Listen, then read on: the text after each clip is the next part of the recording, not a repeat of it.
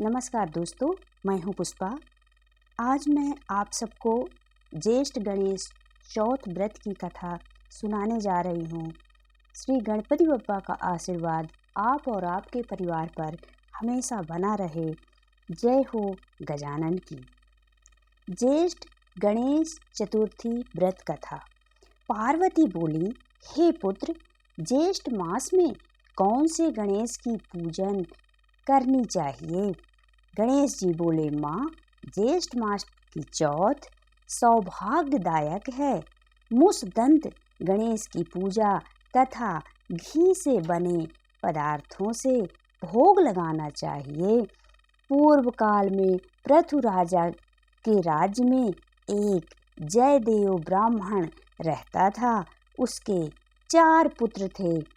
वैदिक रीत से उनका विवाह कर दिया गया। सबसे बड़ी बहू अपनी सास से बोली, माताजी, जब से मैं व्रत करने के योग्य हुई तब से ही संकट नाशक श्री गणेश चौथ का व्रत करती चली आ रही हूँ। आप मुझे आज्ञा दें और मैं उस व्रत को करूं। पुत्रवधू के वचन सुन ससुर बोला, तेरे को क्या दुख है जिसके लिए व्रत करेगी? तू खूब खाओ पियो और भोगों को भोगो। कुछ समय बाद पुत्र की प्राप्ति हुई और पुत्र विवाह के योग्य हो गया। गणेश व्रत छूटे काफी समय हो गया था। गणेश्वर रुष्ट हो गए और पुत्र के विवाह में सुमंगली के समय गणेश जी ने पुत्र का हरण कर लिया तथा बड़ा ही हाहाकार मचा और माँ ने अपने पुत्र का हरण सुना तो वह रोने लगी और जयदेव से बोली, आपने मेरे गणेश चौथ व्रत को छुड़ा दिया, इससे मेरा पुत्र लोप हो गया है। जयदेव भी बड़ा दुखी हुआ। अब जयदेव की पुत्रवधू व पौत्रवधू नित्य प्रतिमास संकट नाशक गणेश व्रत करने लगी।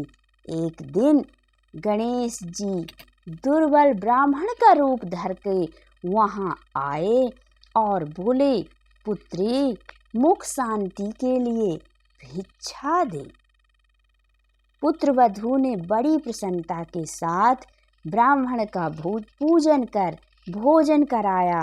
ब्राह्मण स्वरूप गणेश जी बोले, पुत्री, मैं प्रसन्न हूँ और तुम वर मांगो।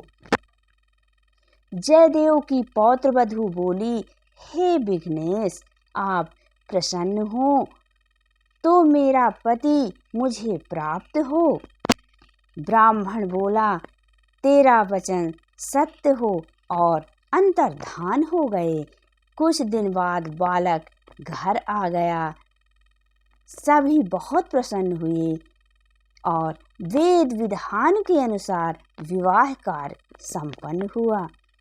भाग्यवती कन्या पति के प्रति प्रसन्नता को प्राप्त करती हुई ज्येष्ठ मास की चौथ सभी कामनाओं को पूर्ण करने वाली है।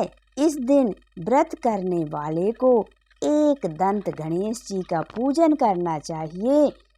और श्री कृष्ण जी बोले, राजन, शत्रुनाश के लिए तुम इस व्रत को करो, तुम्हारी सभी मनोकामनाएं पूर्ण होंगी। बोलो गजानंद महाराज की जय।